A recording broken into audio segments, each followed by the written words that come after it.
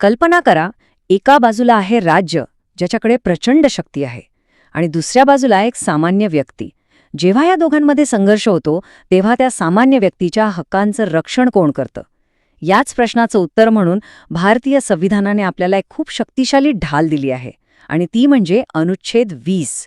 ही ढाल आपल्याला राज्याच्या मनमानी कारभारापासून वाचवते.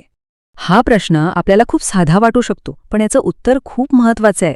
म्हणजे विचार करा, कायदा लागू करताना सरकार किंवा पोलीस आपल्या अधिकाऱ्यांचा गैरवापर करू शकतात का? याच एका प्रश्नाचं उत्तर आपल्या लोकशाहीचं खरं स्वरूप ठरवतं.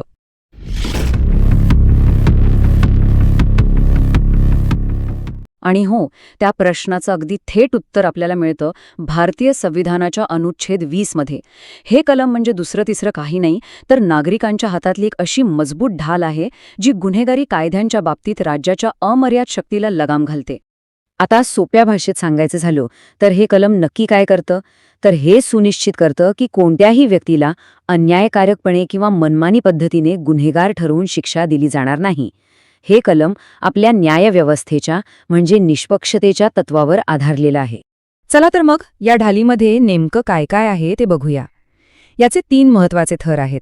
त्यातला पहिला थर म्हणजे पूर्वप्रभावी कायद्यांपासून संरक्षण. हे नाव थोडं किचकट वाटेल, पण याचा अर्थ सोपा आहे. हे आपल्याला अशा कायद्यांपासून वाचवतं जे अक्षरशः भूतकाळात जाऊन शिक्षा देण्याचा प्रयत्न करतात. याचा नेमका अर्थ काय? बरं, समजा सरकारने आज एक नवीन कायदा बनवला, तर त्या कायद्याचा आधार घेऊन काल केलेल्या एखाद्या कृत्यासाठी कोणाला शिक्षा देता येणार नाही. कारण साधा नियम आहे, कायदा हा नेहमी भविष्यासाठी असतो, भूतकाळासाठी नाही. हे समजायला अगदी सरळ आहे. उदाहरणार्थ, जर आज सरकारने गाडी चालवताना फोनवर बोलण्यावर बंदी घातली, तर या कायद्यानुसार काल जे फोनवर बोलत होते त्यांना शिक्षा देता येणार नाही. का? कारण काल ती गोष्ट कायद्याने गुन्हा नव्हती. इतकं सोपं आहे. आता वळूया या ढालीच्या दुसऱ्या थराकडे. याला म्हणतात नो डबल जेपर्डी किंवा दुहेरी शिक्षेस मनाई. हे तत्त्व न्यायप्रक्रियेत खूप महत्वाचं आहे. सोप्या भाषेत सांगायचं तर एकाच गुन्ह्यासाठी 2दा शिक्षा नाही. आता हे का महत्वाचं आहे? कारण कोणत्याही व्यक्तीला एकाच आरोपाखाली पुन्हा पुन्हा कोर्टात खेचलं जाऊ नये. एकदा का न्यायालयाने एखाद्या केसमध्ये अंतिम निर्णय दिला, मग तो विषय तिथे संपतो. त्याला पुन्हा उकरून काढता येत नाही. कल्पना करा की एखाद्या व्यक्तीवर खटला चालला आणि तो निर्दोष सुटला किंवा त्याला शिक्षा झाली. त्यानंतर सरकार त्याला अगदी त्याच गुन्ह्यासाठी पुन्हा न्यायालयात उभं करू शकत नाही. जर हे संरक्षण नसतं तर विचार करा, लोकांचा न्यायव्यवस्थेवर विश्वासच राहिला नसता. आणि आता आपण येऊया अनुच्छेद 20च्या तिसऱ्या आणि खरं सांगायचं तर अत्यंत महत्त्वाच्या संरक्षणाकडे. हे संरक्षण आहे स्वतःविरुद्ध साक्षीस मनाई. हे व्यक्तीच्या मौन बाळगण्याचे आणि त्याच्या सन्मानाच्या अधिकाराचं रक्षण करतं. हा एक खूप मोठा अधिकार आहे, ज्याला आपण अनेकदा शांत राहण्याचा अधिकार म्हणून ओळखतो.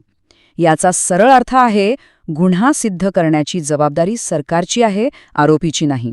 त्यामुळे पोलीस किंवा इतर कोणीही कोणालाही स्वतःच्याच विरोधात साक्ष देण्यासाठी भाग पाडू शकत नाही. हे कलम अगदी स्पष्टपणे सांगतं की पोलिसांकडून दबाव टाकून, धमकी देऊन, मारहाण करून किंवा कोणत्याही प्रकारची जबरदस्ती करून मिळवलेला कबुली जबाब कायद्याच्या नजरेत अवैध आहे. हे व्यक्तीच्या मानवी हक्कांचं संरक्षण करतं. तर आपण ह्या ढालीचे 3ही थर पाहिले, पण मुळात भारतीय संविधानात ह्या ढालीची गरजच का पडली, याचं महत्त्व काय आहे? चला आता ते समजून घेऊया. इथे बघा, एका बाजूला आहे राज्य, ज्याच्याकडे प्रचंड शक्ती आहे, अमाप संसाधने आहेत, आणि दुसऱ्या बाजूला आहे एक सामान्य, तुलनेने कमकुवत व्यक्ती. शक्तीचं हे असंतुलन अगदी स्वाभाविक आहे. अनुच्छेद 20 हेच असंतुलन दूर करून न्यायाचं पारडं समान पातळीवर आणण्याचं एक महत्त्वाचं काम करतं. आता इथे 2 खूप महत्त्वाचे मुद्दे आहेत जे आपण लक्षात ठेवले पाहिजेत. पहिला म्हणजे हे संरक्षण फक्त भारतीय नागरिकांसाठी नाही, तर भारताच्या हद्दीत असलेल्या प्रत्येक व्यक्तीला मिळतं. आणि दुसरा मुद्दा म्हणजे हे कलम फक्त आणि फक्त गुन्हेगारी प्रकरणांमध्येच लागू होतं, दिवाणी म्हणजे सिव्हिल प्रकरणांमध्ये नाही. तर सगळं काही थोडक्यात सांगायचं झालं तर अनुच्छेद 20 आपल्याला 3 गोष्टींची स्पष्ट हमी देतं. 1. भूतकाळात जाऊन शिक्षा देणाऱ्या कायद्यांपासून संरक्षण. 2. एकाच गुन्ह्यासाठी 2दा शिक्षा नाही. आणि 3 स्वतःच्याच विरोधात साक्ष देण्याच्या जबरदस्तीपासून संरक्षण. हीच त्रिसूत्री कोणत्याही न्याय खटल्याचा पाया आहे. आता जाता जाता फक्त एक क्षण विचार करूया. जर ही ढाल म्हणजे अनुच्छेद 20 नसतं आणि राज्याला मागे जाऊन कायदे लावण्याची, एकाच गुन्ह्यासाठी वारंवार खटले चालवण्याची आणि जबरदस्तीने गुन्हा कबूल करून घेण्याची अमर्याद शक्ती मिळाली असती तर आपल्या स्वातंत्र्याचं काय झालं असतं? या प्रश्नाचं उत्तरच आपल्याला या कलमाचं खरं मोल सांगून जातं.